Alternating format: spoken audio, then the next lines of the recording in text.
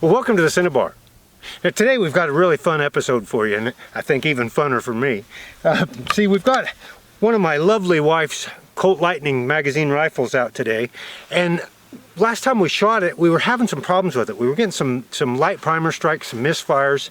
So I took it apart and found that it had kind of a weak homemade mainspring. So we've got that replaced, and now it's time to function test it. So I thought I'd invite you folks along. Now, we're not just going to function test to see if we're getting proper primer strikes today. We're going to see if we can make this thing feed just as fast as we can. See why Colt called these a Lightning. So stick around, this is going to be a little fun. Alright, so we've filled up the magazine on this one. Of course, this one's kind of a special deluxe with a half magazine, so we're only hold 6 in this. So we're not going to be able to fire a whole bunch one right after another, but we're gonna check it out. So we'll jack one in, we'll see if we can't get it to fire and get good primer strikes, and then we'll put her to the test.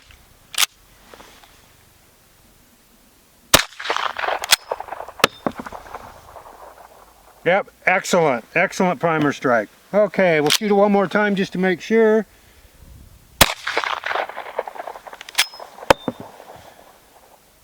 Great. Okay, so now we've got the action open, and of course on these Lightnings you have to have it open to load a cartridge. If you don't throw them in the snow to start with, we'll let that one sit there for a minute and get a couple others.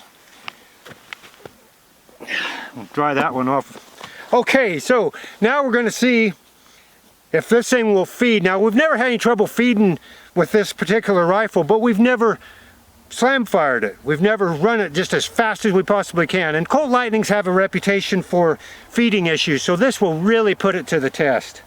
Okay, so these Lightnings actually have 2 safety mechanisms to keep them from firing out of battery. So as long as those mechanisms are in place, and they are on this one, it is entirely safe to slam fire a Colt Lightning rifle. But you need to make sure and get it to somebody who really understands how they work and check them out first before you give that a try. Okay? Alright, so we've got the trigger pulled, we've got one ready to feed into the chamber, and we've got 5 more behind it.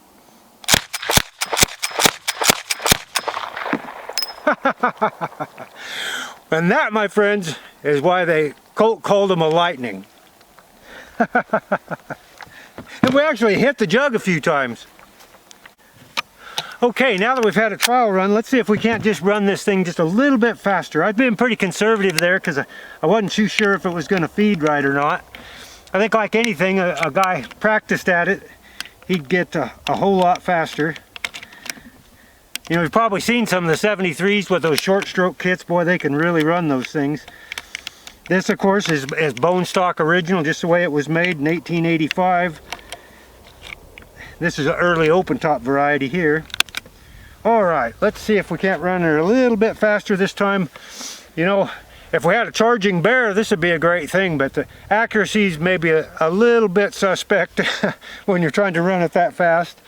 Okay, so we'll close it up and then we're ready to go here.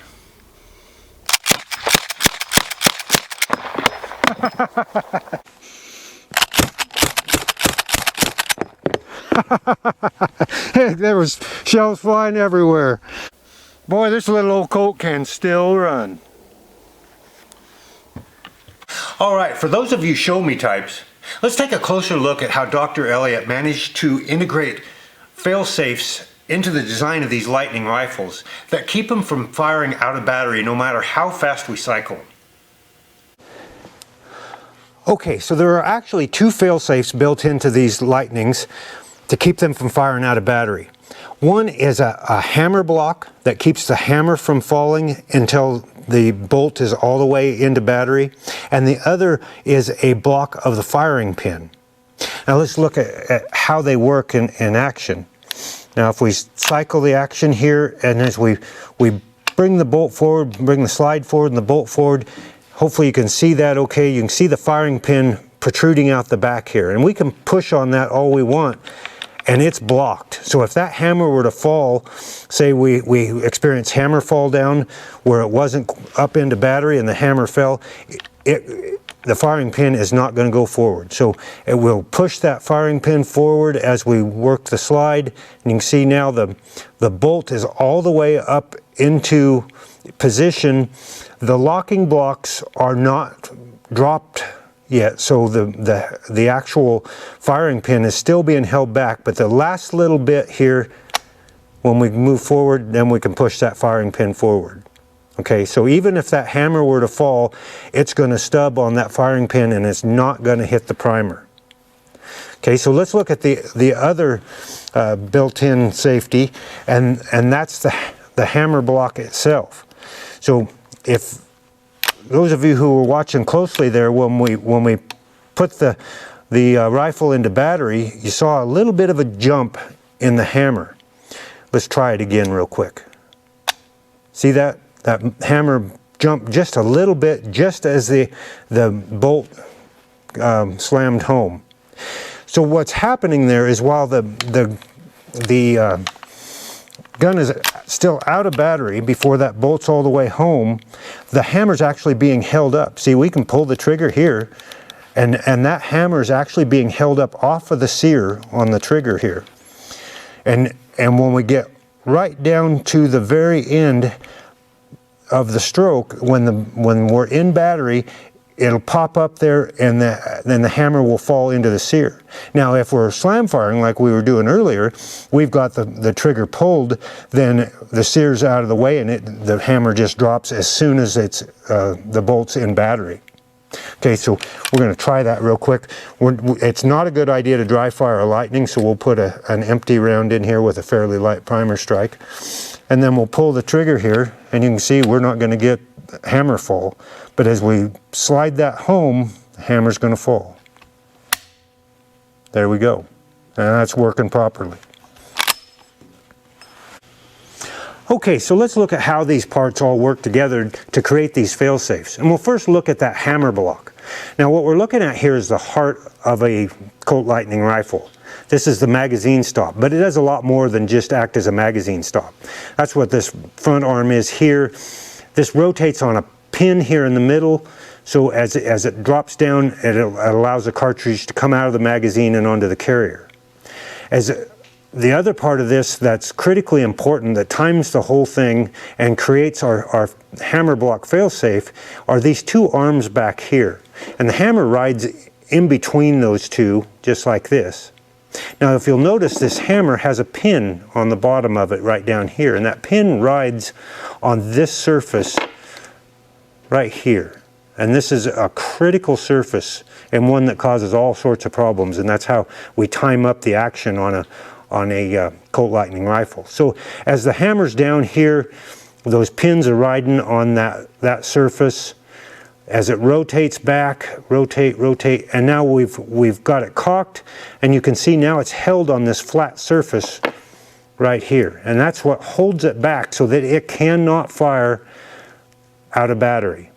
So what happens is, and now we've got our slide here, as we pull that slide forward, and we're getting closer to being in battery, you'll notice there's a little tiny knob right here in front of that stop arm. And as that slide goes over, brings the bolt into battery, it dips the front of that lever, or the cartridge stop, magazine stop, and the back end comes up a little bit and frees up that hammer. Now if we've got the trigger pulled and we're slam firing, then the hammer just drops. If we don't have the trigger pulled, then we just let the hammer drop onto the sear until we do pull the trigger and the hammer drops. It's a pretty simple mechanism, but fairly ingenious. Now the problem comes in if we've got a bunch of wear on this surface here and it's not holding that hammer back, then we don't have that fail-safe, and it creates problems with timing. As the cartridge is coming out, maybe it'll let this cartridge stop come up and stovepipe our cartridges. That's where some of the feeding problems come in, typically when we've got problems with this surface back here. Okay, so now let's look at the firing pin block, and it's a pretty simple mechanism as well. Now these are the locking blocks. Now these have to drop into place for this rifle to be in battery, and this is what locks our bolt so that when we fire it doesn't just shoot the bolt back out at us. Okay, so we can see that that firing pin now is protruding out the back. If we push it forward, what happens? You see that little arm right down here? That's called a firing pin retractor. And it does when the action is opened up and those locking lugs go up, it does retract the firing pin. But it also keeps the firing pin from moving forward until those locking blocks are out of the way and locked into the receiver. And here we've got a receiver handy. So it's this surface right here that the locking blocks ride on, and as they come up and we get into battery, they drop right into here. Let's see if we can make that work for you. Get it into the right spot here. And okay, so here we are moving forward. Oops, I pulled it out of there. And then those locking blocks drop into place right there. We can see those are in place now, and if we push that firing pin forward, there's room for that arm to drop out of there. Now, one of the problems is that there's a lot of Lightnings out there that are missing that particular piece, and they will seemingly function just fine that way, but then we don't have that firing pin block there. So if the hammer drops back here where the locking lugs aren't in place, then we can fire out a battery. And of course what's going to happen is the recoil is going to open that up. It's not a pleasant experience for anybody, and it's probably going to break parts, and we're going to have all sorts of issues. So you have to make sure that if you're going to slam fire a Colt Lightning, that part is in place. And like I say, there's a lot of them out there that are missing, and it's hard to know that without taking the gun apart. Now, fortunately, there is a fella, Sam Simmons, down in Arkansas, who reproduces that part, and I think he sells them on both eBay and Gunbroker, and they're fairly reasonable. So, you know, if you find that you don't have one of these in your Lightning, make sure and get a hold of Sam. He also makes a lot of other replacement parts, including full screw sets for these Lightnings as well. So there's the two mechanisms that keep these things from firing out of battery. They're not complicated, but they're very, very effective. Well, I hope you enjoyed today's episode. I know I sure have. And rest assured, I'm going to be out there practicing. I want to see how fast we can run one of these old Colt Lightning rifles. But please don't tell the wife I've been hot rodding her deluxe pistol grip Lightning. Oh, she's really good about it. In fact, next time we'll invite her out. Maybe I'll grab a Winchester and let her run this Colt and just see who comes out on top of that. Now, I have been promising several people that I'd do a assembly video on Colt Lightning rifles at some point, and well, looks like I got one to put back together, so we might as well get that done. We'll go into a little more depth on the parts and maybe the differences in the first and second models and that kind of thing. So keep an eye out for that one coming up in the future. Until next time, happy trails from the Cinnabar.